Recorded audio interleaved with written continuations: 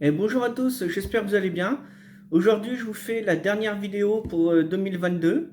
Donc, vivement 2023 pour pouvoir continuer. Alors aujourd'hui, on va voir un amplificateur audio pour voiture. La marque, c'est Focal. Et le modèle, c'est FPP 4100. Donc, comme vous voyez, ici, on peut brancher plusieurs haut-parleurs sur ce connecteur. Ça, c'est l'entrée audio. Ici, vous avez les fusibles. Et ici, vous avez l'alimentation, le GND, donc le moins de la batterie. Et vous avez le remote.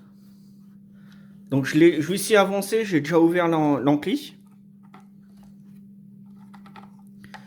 Donc, déjà, quand on ouvre cet ampli, ça peut faire peur. Parce qu'on se dit, mince, où on va chercher, comment on va faire. Donc, ici, on a le connecteur d'alim. Là, on a les condensateurs, on va dire, de filtrage. C'est sur le plus 14 volts de la batterie. C'est lors d'un courant d'appel, on va tirer fort, du coup ces condensateurs-là vont servir. Ici vous avez le transformateur.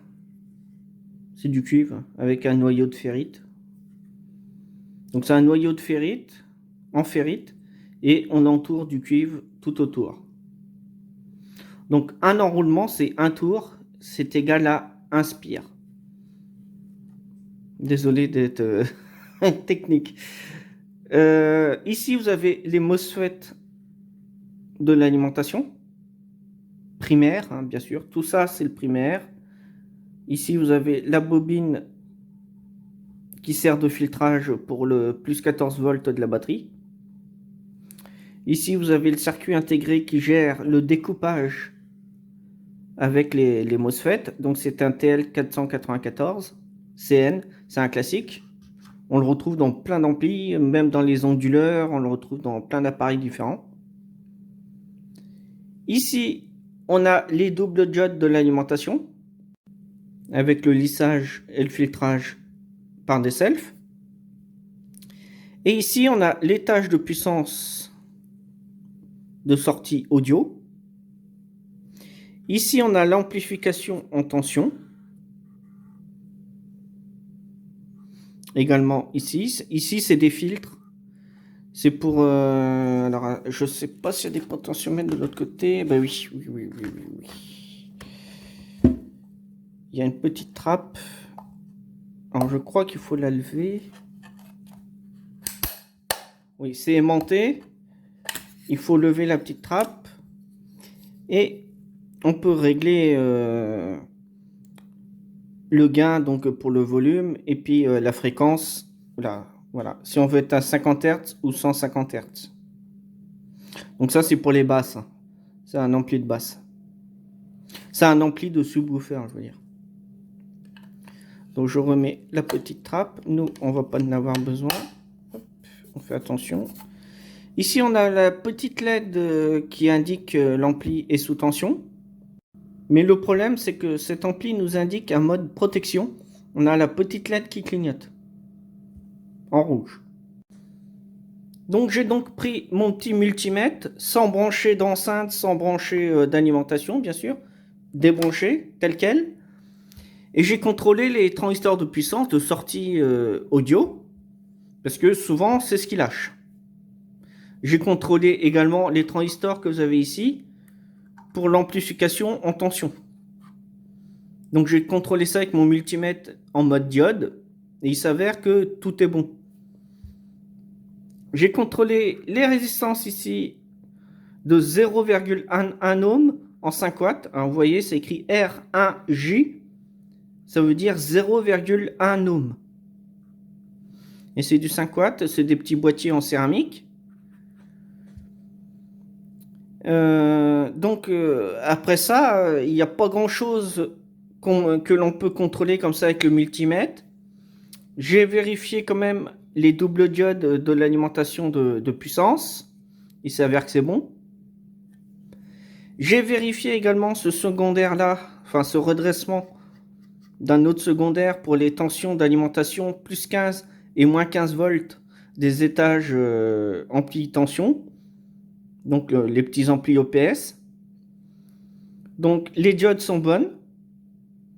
Les résistances de 100 ohms ici sont bonnes et les NR sont bonnes. Alors, il y en a une là et l'autre, je ne sais plus trop où elle est. Si, elle se cache ici. Donc, ça, c'est bon. Les alimentations ont l'air bonnes. Désolé. Donc là, il n'y a pas grand-chose à faire. Il va falloir prendre notre multimètre. On va brancher une alimentation ici sur l'alimentation plus le remote pour mettre l'ampli sous tension. Et il va falloir que l'on mesure les tensions d'alimentation ici, qui alimentent donc les étages de puissance, pour savoir si les tensions sont bonnes.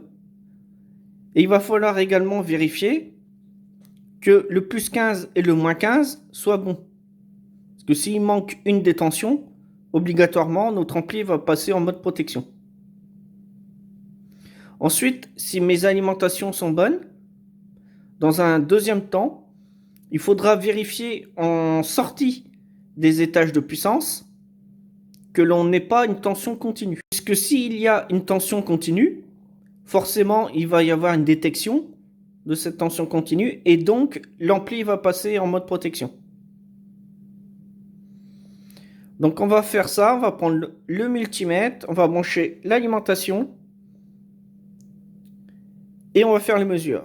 J'ai branché mon ampli, ça le rouge c'est le remote, le GND et le plus 12 volts. Alors pour cette vidéo, je vais utiliser une alimentation comme celle-là, une alimentation de PC que j'ai modifiée, un interrupteur et puis on a directement le plus 12 volts dessus. Et je vais utiliser une prise multiple, comme ça je vais pouvoir couper ou allumer l'ampli comme je vais vouloir pour faire mes mesures. Je vais relier mon fil noir de l'ampli, je vais le relier au multimètre, je vais l'enrouler autour de la pointe de touche. Et comme ça, j'aurai plus que celle-ci à déplacer pour faire mes différentes mesures. Donc là, je mets l'ampli sous tension, ça allume rouge. Voilà, je vais quand même mesurer les tensions d'alimentation pour vous faire voir. Je vais me mettre directement sur la patte du milieu du premier transistor. Hop, je change de calibre parce que j'étais en mode bip bip, donc ça ne surtout pas faire sous tension. Je vais tester sur la patte du milieu de ce transistor et je vais tester sur la patte du milieu de ce transistor là. Donc c'est deux mesures qui sont à faire, une là et une ici. Donc je prends mon multimètre. Comme je ne connais pas du tout la tension et je sais que ça va être supérieur à 20 volts, mon calibre au-dessus c'est 200 volts, donc je me mets sur 200 volts continu. Donc je me mets sur la deuxième patte du transistor et je vais allumer. Et j'ai 0 volts. Pour récapituler, je n'ai aucun court-circuit sur les étages de puissance des amplis. Je n'ai aucun problème dans l'étage d'amplification en tension, dans les drivers. Je n'ai aucun souci non plus sur la carte qui gère le potentiomètre volume et puis le réglage de gain. Je n'ai aucun problème sur l'alimentation secondaire qui fournit les tensions nécessaires au transistor de puissance que l'on a ici. Je n'ai aucun souci sur le plus 15 et moins 15 volts. Si je mets l'ampli en route, on a la petite LED rouge qui s'allume, donc il y a un mode protection. Par contre, je ne retrouve aucune tension d'alimentation sur le secondaire de notre ampli. Donc ce qui prouve que là, dans notre cas, on aura un souci dans toute la partie primaire de l'alimentation. Il n'y a pas grand composant dans la partie primaire, donc ça ne m'inquiète pas. Il va falloir que je démonte tout l'ampli. Donc ça sera dans une deuxième vidéo, une future vidéo. Je démontrerai comment ça fonctionne au niveau du remote. Ce que je peux vous dire tout de suite, c'est que le remote arrive sur une résistance, puis un petit transistor qui se trouve ici, là. Et ensuite, on vient commander le TL494 CN. Donc, j'irai voir parce que je crois qu'il y a aussi un capteur de température quelque part. Euh, Mais là, comme ça, sans avoir démonté l'ampli, sans avoir fait de mesure par là, je suppose qu'on a un souci avec le TL494. On verra ça dans une future vidéo, dans la prochaine. Ça sera en 2023 maintenant. On verra tout le reste dans la future vidéo en 2023, comme je l'ai dit tout à l'heure.